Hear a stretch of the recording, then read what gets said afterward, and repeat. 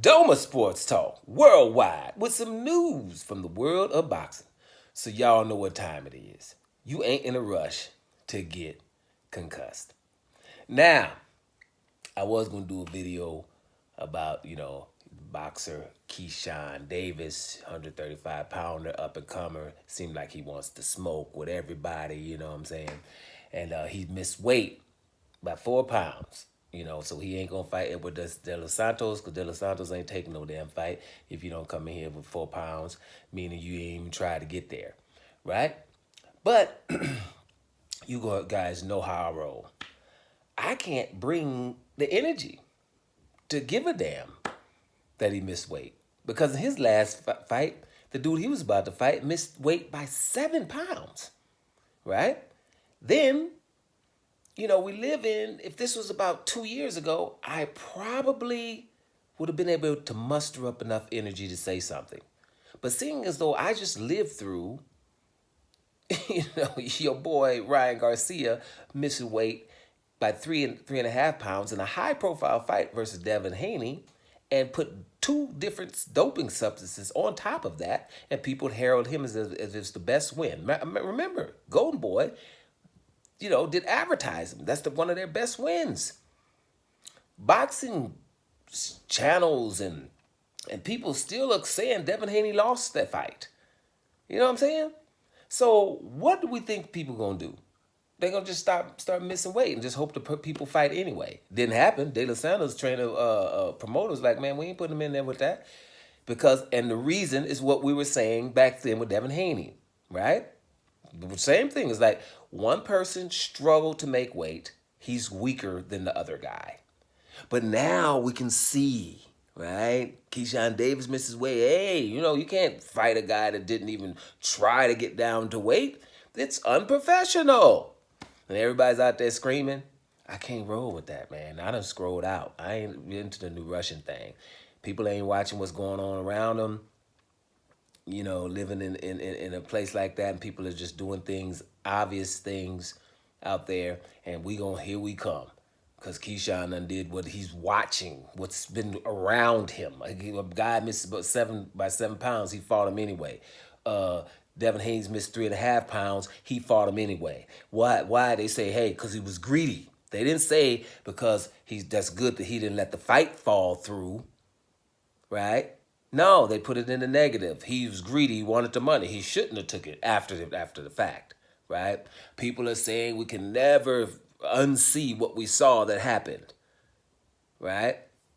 So Keyshawn seeing that, wait a minute, so this dude didn't even try to make it, and they gonna just herald this guy like he done something special? Cool, but he's just not, he's rolled in New Russia and has not realized, and scroll out, bro. That doesn't go for you. Bro. There's a whole lot of melanin that's blocking people. People don't see crime unless somebody like you do it. All right? Check your government. It's the way it is. So you can't do that. You already have an advantage, a built-in advantage. This is how they're looking at you. You miss weight by 4 pounds, damn it, we ain't fighting. Okay? So that's what happens. So me personally, talking about me, I can't come do a Keyshawn miss weight video because I don't give a damn. Because that's what he's seeing. Let's guys, if we're going to get it together, either we're going to get same day weigh-ins where people can really fight at the weight they really are, or, guys get to the discipline together and get back down and start making weight so we can get fights. Because Keyshawn done messed up the weekend. You know what I'm saying? Because we was going to have a good fight. Now, that's what he messed up. But what he's been seeing lately is, damn it, people are missing weight, and one of them messed around, missed weight, doped with 2 different dopings, and the next fight he fights after having a suspension of about 3 or 4 minutes suspension, gets to come back and headline over the guy who was done wrong. What the hell? I ain't trying to make no damn weight next time. That's what can happen, right? So that's what I'm just saying. But you know what? That ain't what this video is about. This video is about a guy who ain't trying to fight nobody. And everybody trying to act like they don't see what's going on. Teofimo Lopez, y'all. Teofimo Lopez, bro, listen. Hey, get your comedy on. This is comical. Now, in one way it's comical. In another way, it's sad. But we can't call it sad because people don't look at him like that. Because all these people that are sick and they're in broad daylight, they know what New Russia wants, what kind of demand there is. So they just go to their Trump card, pun intended, and use that all the time. And that gives them the getaway free card. So it's a sickness out here with Teofimo Lopez. But hey, enjoy, because it's comical to me. Now, Teofimo Lopez is obviously out here not ready to fight anybody. It's been for a long time, man. You listen, I done told you in several videos. You could have fought Devin Haney for undisputed, the real undisputed. But he was wanted, you shouldn't even want this, to want a franchise title. That egregious thing that was made up for Canelo to avoid your boy, Jamal Charlo. That's why I call it the Charlo belt, right? So he took the Charlo belt instead of fighting Devin Haney for undisputed. Because New Russia commentators would just say, hey, the franchise title holder, and was doing it, saying it all out in public. That's what New Russia would do. Well, we're going to go with that. You know what I'm saying? Called Devin Haney, the guy who's doing things the right way, the email champ. So this is what T.O. sees. So he's like, okay, I'm going to roll with that. But he could have wanted to fight Devin Haney right then. Like, wait, I ain't going to have nobody else in my division with a title. I'm trying to be the real undisputed and not this egregious thing. But the egregious thing was good enough for T.O. And he ran around with a duck on his head, a literal duck on his head, and ran around, I'm ducking Devin Haney. So he didn't want him then. Okay? Then when it gets pressed on fighting him with Eddie Hearn, when Devin Haney was by Eddie Hearn, this guy's making $1 million a fight. He says, but for Devin, I want $10 million. Y'all remember all of that? So he didn't want Devin Haney then. Now, he goes and fights all these other people, right? Sandor Martin beat him, knocked him down. They gave the fight to Teofimo Lopez. I'm not rematching that. That's problem. So he's not rematching Sandor Martin. He fights Jermaine Ortiz, the guy who I think is one of the best in the division, but because he looks a certain way, everybody can officially ignore it, act like they're not seeing what they're seeing again. Typical. Jermaine Ortiz beats him too. Doesn't get credit for it. Jermaine Ortiz beat Lomachenko too, by the way. But that's another thing. But everybody's ignoring that. Neither Lomachenko or Teofimo Lopez wants that rematch either. Here's close fights that deserve a rematch. Both of them I ain't going near. Right? Kambosos beats him. He doesn't want to rematch that either. Right? So, we know the Keyshawn Davis story, that he told Keyshawn Davis, don't call me out, please. The newest information we've seen from a few of the uploaders of late, a day or two, seeing the interview where Turki Al-Ashi called him up and offered him the Keyshawn Davis fight. He doesn't want to do that. He doesn't want to do the Devin Haney fight for $11 million either in Riyadh season. He doesn't want that. So what do we have here? We have no Jermaine Ortiz, no Sandor Martinez, no Kambosos fight, no Keyshawn Davis fight, no Devin Haney fight. All right? Trying to act like he wants Boots Ennis, and we all know that that's just, what do y'all guys say today, Cap? That's really, that's a silly word to me, but whatever. You know what I'm saying? That's ridiculous is what it is. We know that that's not close to the truth, that he doesn't want to fight there, because you can't beat Jermaine Ortiz.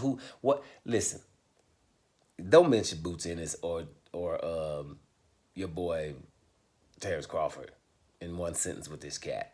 You haven't distanced yourselves from these fighters I just mentioned. Don't want any rematches or with anyone. And so, what's the obvious fight that this guy's looking for? Do you think he would have had any kind of beef with Turki Al-Ashi if Turki Al-Ashi would have said, hey, I give you $6 million for a rematch with Steve Claggett?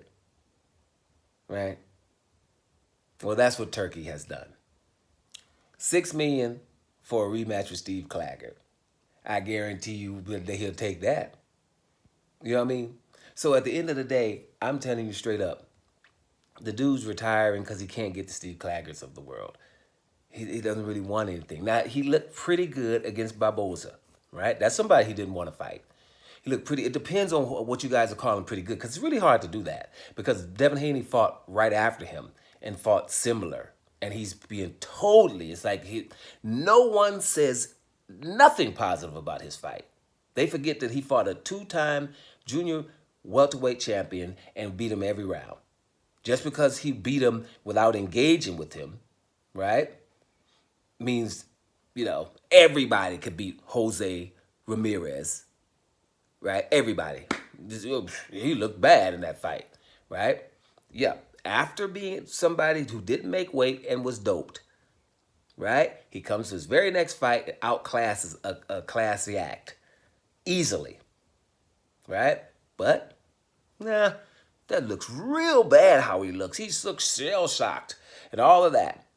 And how do we do it in New Russia?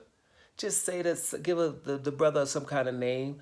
Oh, he's boring. Look at that fight, right? He didn't look good in his last fight. So, 11 million, I'm not going to take that to beat up that guy who didn't look good in that fight, right? Or I'm not going to take this one. Check this one out. I'm about to go back a couple of years. I'm not fighting for 40 million against this horrible fighter and become undisputed in the middleweight division. I'm not going to fight that horrible fighter for $40 million. You see what I'm saying? This is the stuff that they can do in broad daylight, y'all. That these are on for a reason. Broad daylight. It's blinding. I ain't fighting a fighter that's a horrible fighter to become undisputed in the middleweight division. Those are your heroes in New Russia. So I'm supposed to come on here and talk about Keyshawn Davis not making no damn weight and get up out of my face. I don't give a damn. He's just doing what other people are doing. Everybody better get it together. New Russia got to get it together. Teofimo Lopez is a joke, y'all. Simple. And I used to like him years ago. But just joke. Won't fight nobody. A total lack of confidence. He could be making a whole lot of money beating up Devin Haney if he think he can, but he doesn't. He never thought he's never fancied that fight. And this is proof of it. Stop giving him excuses, Sergio Moras and Tim Bradleys of the world. Right? Scroll out of New Russia, get your stuff together, get your integrity up. Right? That's all you got to do. So yeah, let's see if Turki Al-Ashi can offer Teofimo Lopez Steve Claggett to make the man happy finally. Doma Sports Talk worldwide. And I'm up out of here, y'all.